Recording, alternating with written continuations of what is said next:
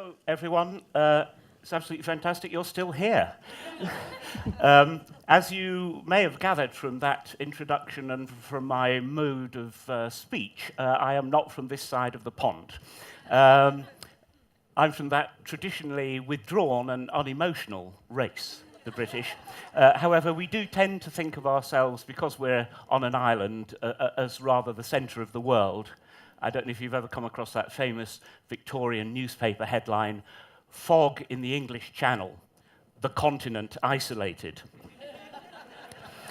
So, why travel thousands of miles to be here to talk about the arts, particularly when you could have beamed me up via the solar system? Partly to experience the real excitement and potential of the arts here in Calgary.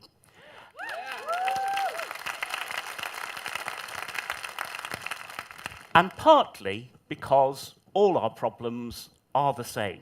All our problems are shared, and there is nothing more important in the arts today than being able to release the creativity of people so that in their way they solve the world's problems that we have been hearing about today.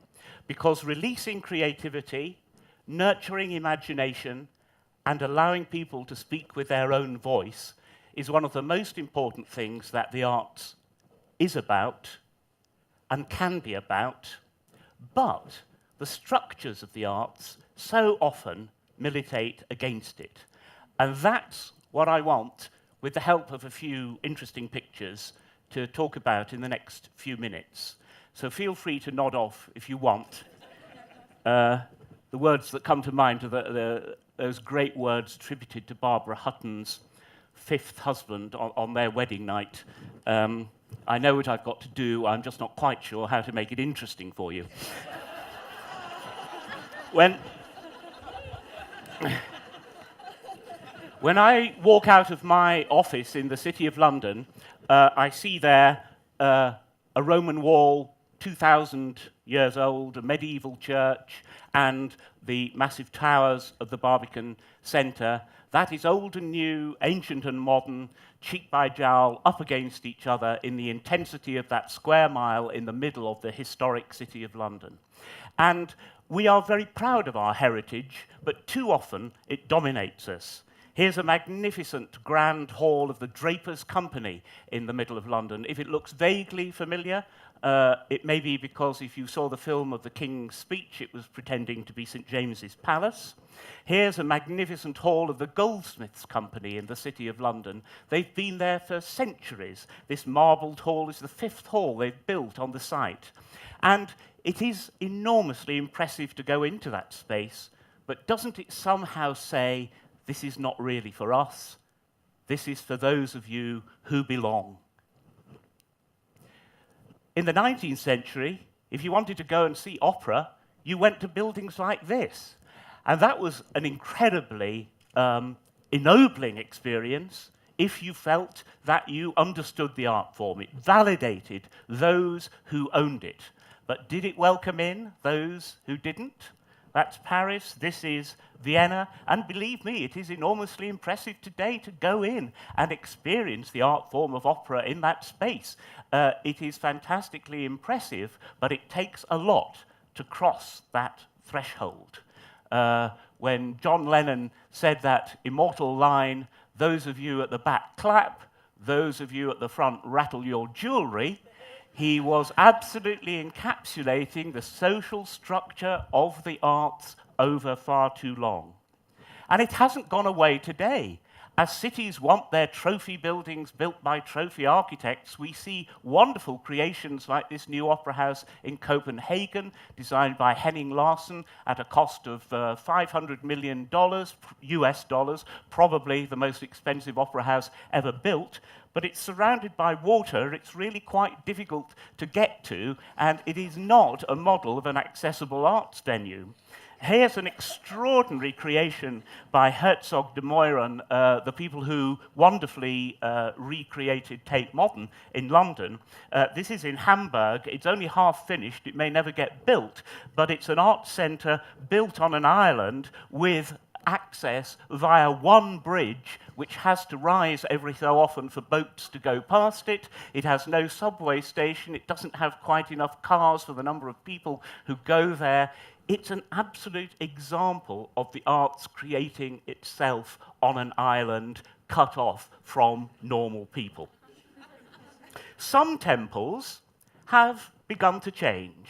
I was in Lincoln Center in New York very recently, and the white temples of that really splendid place have been softened. There are some green spaces in there, and in the central plaza there, you can now see on occasions the big screen relays of the Metropolitan Opera, both here and in Times Square, which allows an audience who doesn't feel necessarily confident about crossing the boundary into the hallowed portals of the Met or can't afford it to participate. Here's a rather good example. This is the Hall of Sage Gateshead in the north of England, designed by Richard Rogers. And though it is a gleaming arts temple on a hill, it is also something that really, really belongs to the community, because inside it the spaces are continually filled with children.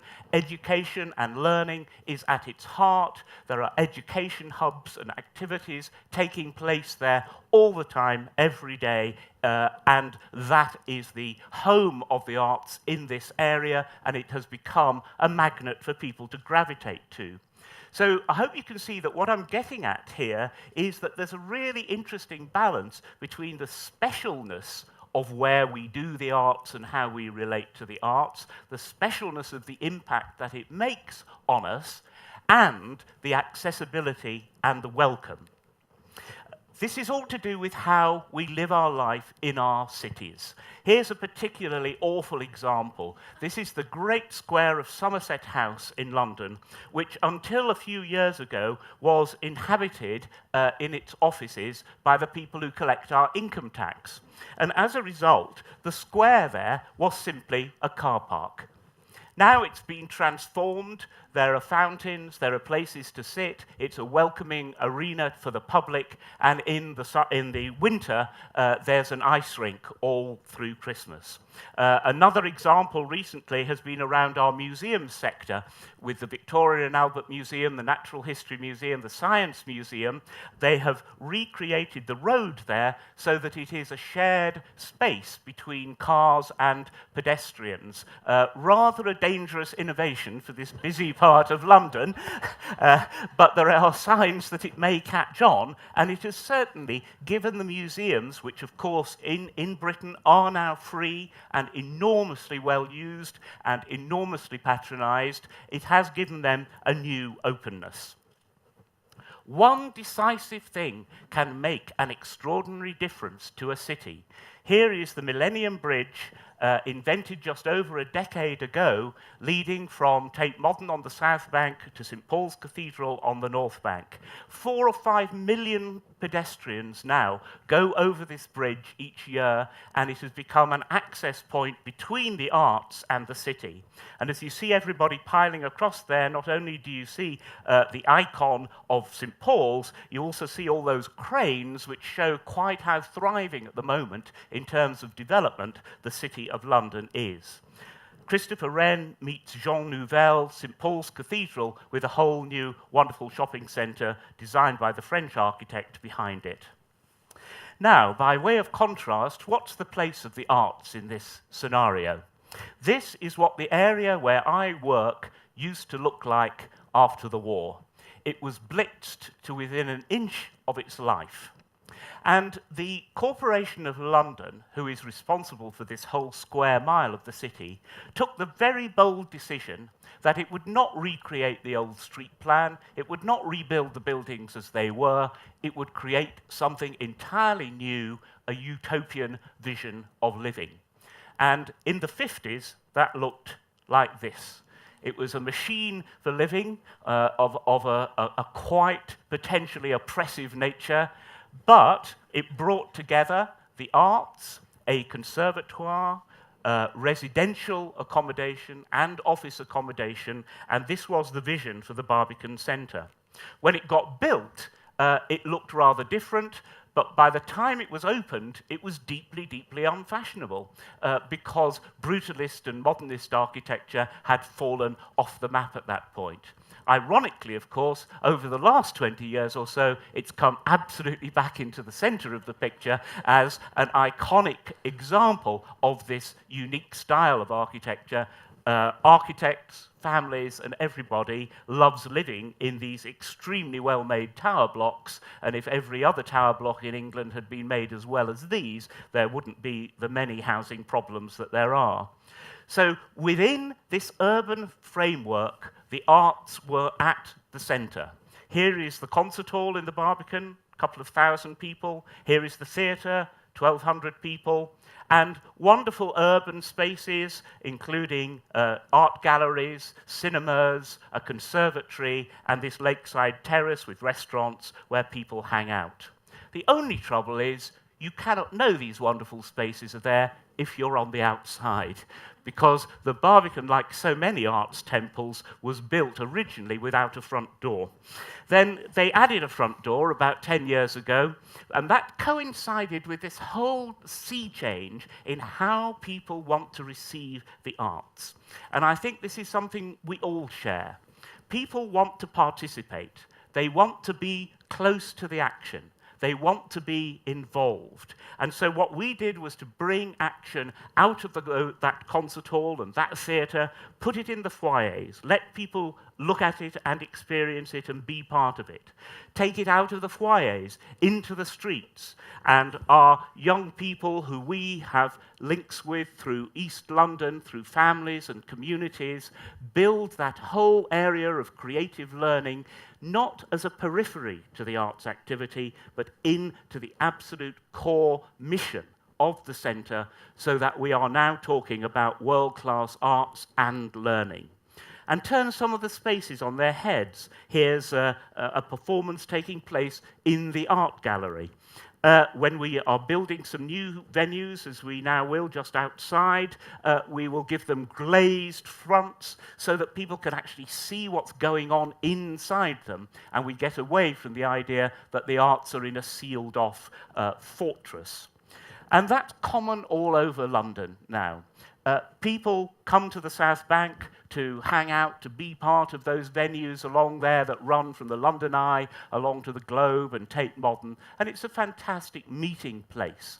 It was that great Canadian Glenn Gould, don't forget, who said that he wanted to give up giving concerts because he thought that in the next century, by which he meant this century, people wouldn't need to go to concerts anymore and could just exist in their own digital space with their own recordings. Now, how untrue that has turned out to be, in spite of the explosion of digital media, in spite of the inheritance of a century of recording and broadcasting, the fact is that people still want to experience it live. And they want to experience it as a communal experience because within that, they can find their own voice.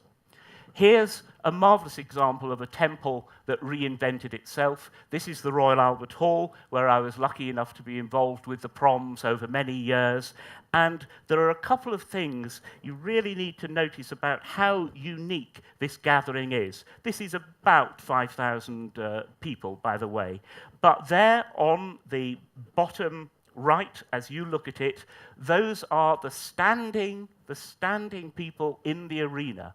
That's where the young people go. They pay the least money to be in there, but they get the best places, and they provide the center of energy for the whole artistic experience, so that the John Lennon line is turned on its head, as it were, and because it's a round hall, audience and performers are swept into one, and you feel part of the beating heart of a community.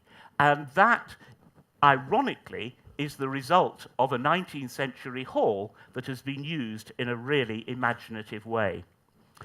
So what should the arts venues of the future be like?